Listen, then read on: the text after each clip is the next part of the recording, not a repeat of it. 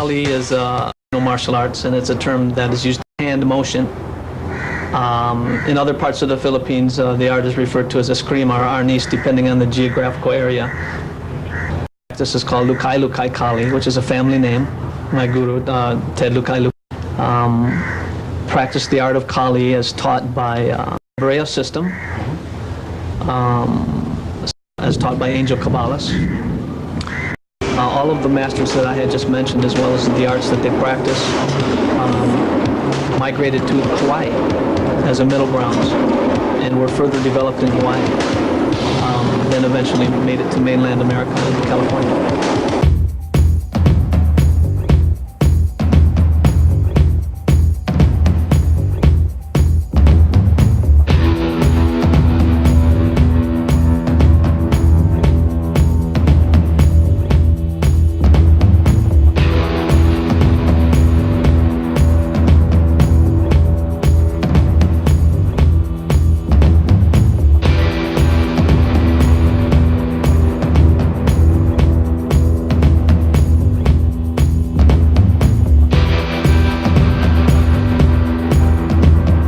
Kali is a knife art. It's based on cutting. It's based on the blade. What we say is that every motion cuts, or every motion has the potential of doing damage to the opponent. This is the base of Kali, is the cutting principle. So when we pick up the stick, we cut with the stick. When we use the empty hand, we cut with the modern usage. Originally the arts were knife arts based on the weapon of choice were various bladed weapons, a variety of bladed weapons. Long weapons, short weapons, heavy weapons, light weapons. With the conquest of the Philippines and of course, and the arts did carry on through dance, through the sayaw. And they included the use of the stick in the dance. Thus the training of the stick began at that time. In modern usage, the stick has become a safe way to train, using the rattan, which is very light, and prevents the injuries previously experienced by the warriors who trained with the blades. The theory of gunting, or defanging the snake, is the primary theory behind Kali. In other words, cut whatever presents itself as a threat, or in the terms of being unarmed, using your elbows or your hands to damage the limb that is holding armor, at least temporarily indispose the opponent.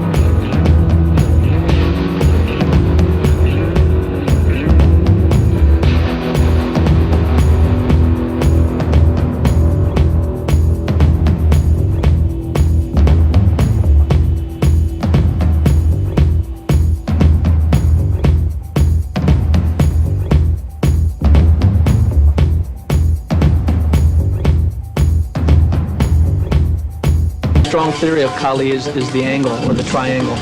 And so immediately we seek to go to what we call the outside zone, or the blind spot of the opponent, which would be the outside of the attacking arm.